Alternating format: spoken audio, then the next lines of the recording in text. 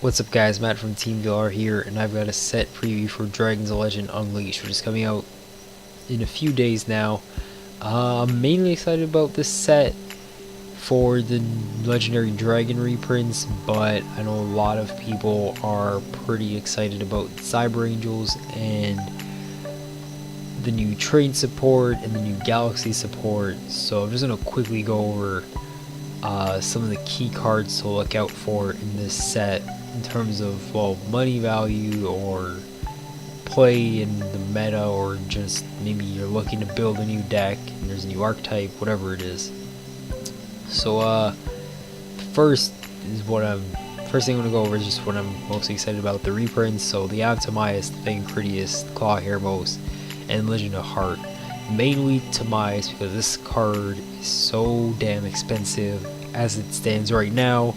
I'm really hoping it's not a short printed ultra rare. I don't think Konami's going to do that. I think they're just going to make this equally as rare as the other two to get this into the hands of other players. Since they just released a ton of Dark Condition support, I think they want to include this in that, make Dark Condition a bit more affordable, make more players play it. So I'm definitely excited about that. This reprint will hopefully lower the value of the itemize, along with Amulet Dragon and Dark Condition Row, the Dragon Knight, which are also pretty expensive as they stand, along with Fang Critias. Fang Critias on its own isn't that expensive. It's more Mirror Force Dragon and Doom Virus Dragon that are more expensive. And Doom Virus Dragon is a pretty darn good card, as it's basically Crush Card Virus except as a monster, and it's the original errata, or the errata before became not so good as it is right now. And of course Legend of Heart, which will allow you to summon all the legendary knights, so Tamias, Hermos, and Critias in their true form. So maybe a legendary knight deck could maybe be a thing now, possibly. I don't think it would be that viable or that good, but it's possible. Then we have Guardians, which are a very interesting archetype. They will be getting more support in Invasion of Venom, but they're being introduced in this set, and they're mainly a set that's all about, or a set archetype that's all about just drawing and eventually making their boss synchro monster. They're using Hana Awase, although it is being renamed in the TCG. I forget what it is off the top of my head. But basically you just keep drawing Guardians until you have the right combination to summon the boss synchro monster, which burns your opponent for 1500 damage during their draw phase. That, and I'm pretty sure it also protects Guardian monsters from being destroyed by card effects or being targeted by them, so pretty good stuff there. In terms of meta, they're not going to be meta. It'll be a fun deck to play, it'll be an interesting deck to play. I don't think they'd be that expensive either, so it could be if you're looking for a fun deck to play, I don't think you would go wrong going with Guardians. Then you have the Knight support, the Train support. The Express Knight throwing me off there. The Train support, which is just getting more reprints. I don't know if Special Schedule is already in the TCG. Is it in the TCG? Let's look. Nope, it is. Okay.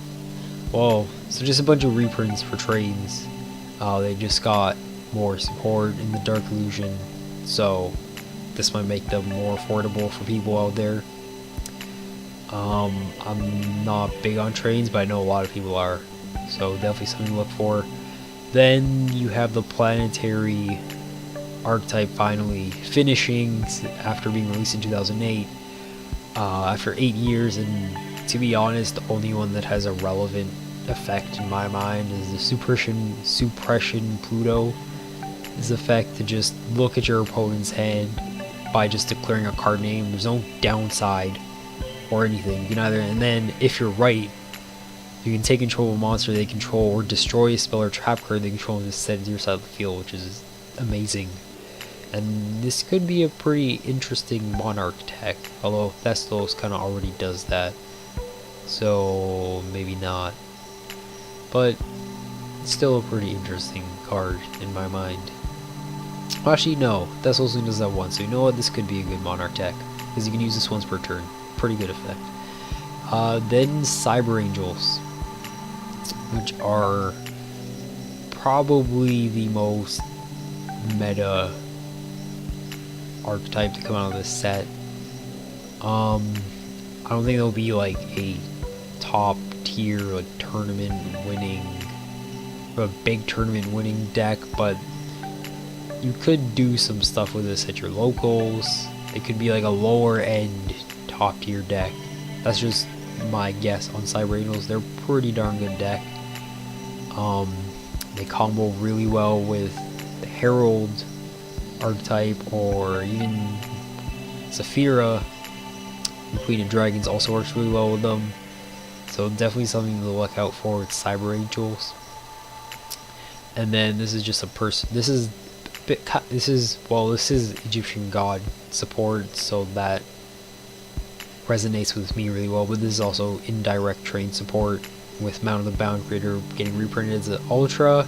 Although the Secret Rare looks really good.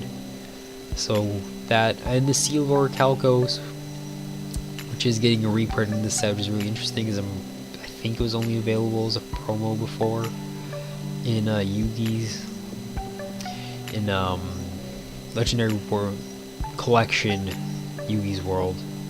Can't talk today, but yeah, TeamVLR Calcos getting reprinted. It's pretty cool. And then 2 just staple reprints. 1 Wiretap getting printed as an Ultra, Soul Charge also getting that boost to an Ultra. Definitely something to look for there. And then probably the card I'm most excited for is a Blue Eyes player, Galaxy Eye Cypher Dragon. It's a super cool card, as it lets you detach a material and target one monster who controls will has to be face up. And you take control of it, and basically the premise is most of the time you are going to hope that you target or you take control of your opponent's Xyz monster so that you can overlay on top of that monster so they never get it back, which is just really cool. So let's say you're playing PA Fire, guys, Dante out, you get your Galaxy Eye Cypher Dragon out, you take control of his Dante or his Beatrice, whatever the case is, and you overlay on top of that because its name has now become Galaxy Eye Cypher Dragon. So you can overlay into Full Armor Photon Dragon or Dark Matter, whatever the case is, which is just super cool. So really looking for this card. And then there's number 24, Dragon Nosferatu Dragulus, which is a super overlooked card. I think this card has the potential to like be a decent card, to be honest. So once returned during Allegory, starting attachment material from this card, then target a face-up monster on the field, a special summon from the extra deck, change it to face-down defense position, which is already really good. And then if this face-up card you control leaves the field because of an opponent's card effect, you can special summon this card in face-down defense position, and if this card gets flipped face-up, send 1 card on the field to the graveyard, and I don't believe that targets, because it doesn't say target. I'm pretty sure it doesn't target.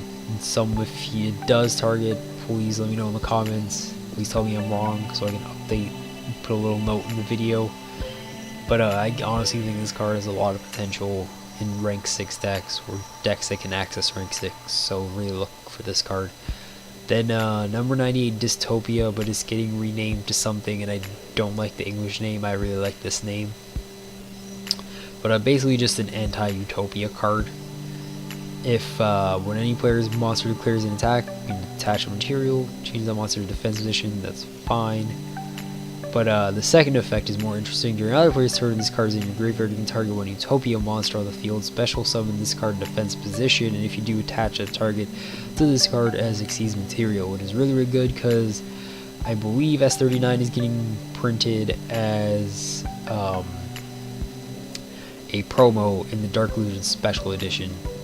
So that might see a lot more play at your local. It's a lot easier to access to people, and it's really one of the go-to rank, well, it's a rank 5, but you use it in rank 4 decks.